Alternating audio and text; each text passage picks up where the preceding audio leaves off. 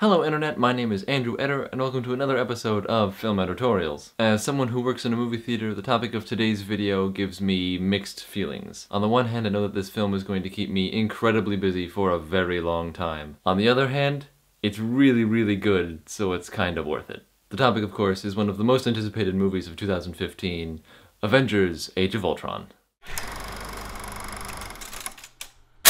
Age of Ultron picks up largely where Captain America the Winter Soldier left off. The events of Guardians of the Galaxy are mentioned, but because Guardians of the Galaxy wasn't set on Earth, they don't play a huge role in the events of Avengers 2. The Agents of S.H.I.E.L.D. TV show ties in directly with this film, so if you're up to date on that, you're going to know exactly what the Avengers are going for at the beginning of this movie. But if you haven't been watching the show, then you're really not going to miss out. It just starts with an action sequence, and then very quickly they tell you what they're after, what they're going for, what their agenda is. I don't want to spoil anything for you, but once the Avengers find the thing they're looking for in that opening action sequence, a couple of them make some decisions that have very serious consequences. Friendships and allegiances are tested, a bunch of stuff gets blown up and or destroyed, and the entire world is put in peril. But hey, that's what the Avengers are here for, to save the world. As far as the cast goes, everybody from the other Marvel movies is back, and I mean almost literally everybody. Of the very few number of characters who aren't actually in the movie,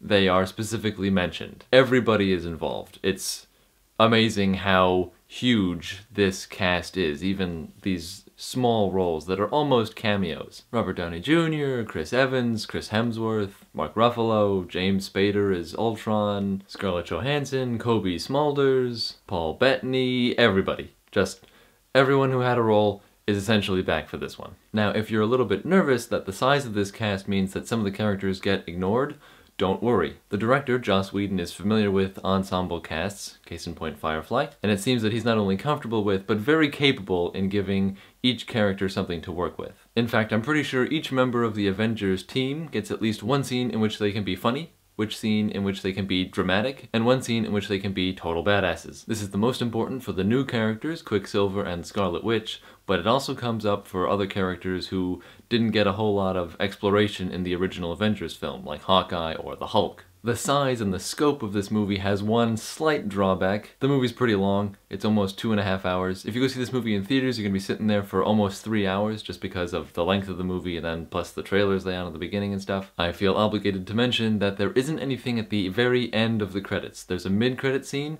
but there's nothing at the end, so you don't have to wait that long if you have to like run up and go to the bathroom or whatever. I consider the length to only be a slight problem because the movie is anything but boring. The very beginning of the movie is exciting and you have these riveting, awesome, gorgeous, absolutely gorgeous action set pieces like every 15 to 20 minutes, and they're really cool, they look really good. I saw it in IMAX 3D and I would really recommend it because the quality of the graphics, the quality of the effects are through the roof.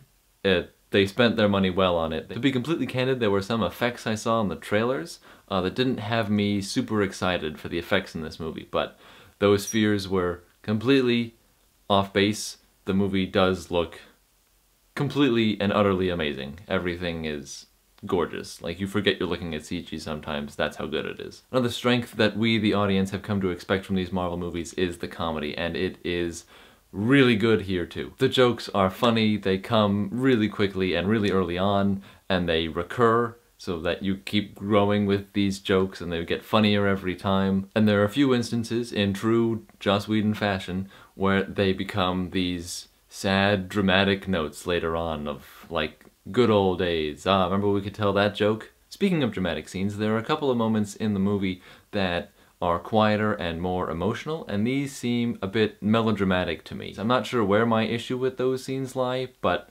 there's like two in particular that just seem kind of out of place for the rest of the movie. I know why they're there. They feel kind of added on almost. They're not bad, and they don't ruin the enjoyment of the movie. They just feel a little out of place.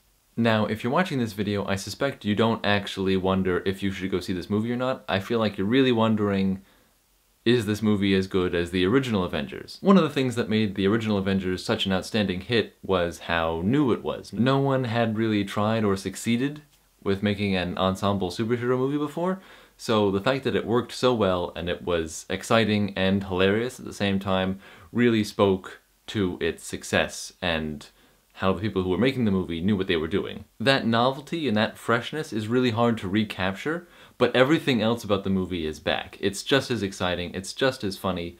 The plot makes probably more sense, to be honest. So I definitely think it's worth seeing, and seeing again, and again, and again, like I know a lot of you, including myself, did with the Avengers. And last but not least, it wouldn't be a Marvel movie if it didn't plant the seeds for future films in the franchise. This film is no exception and does a really good job of doing that in exciting and interesting ways. I am not terribly well versed in the comics, but I know enough about the stories to come and the movies they plan to release to be excited for where things are going, and I know that things are gonna get really interesting. So in summary, I'm gonna have to give Avengers: Age of Ultron 5 out of 5 stars. It's exciting, it's funny, and it's gorgeous to look at. The negatives are it's kinda long, there are a couple of scenes that seem a little bit out of place, and Ultron isn't quite as charming as Loki. Those three things don't prevent you from enjoying the movie though, because it's a really good movie, and it's really fun to watch. Okay, I think that's gonna be it for today's video. Thank you for watching. Please don't forget to like, favorite, share, subscribe,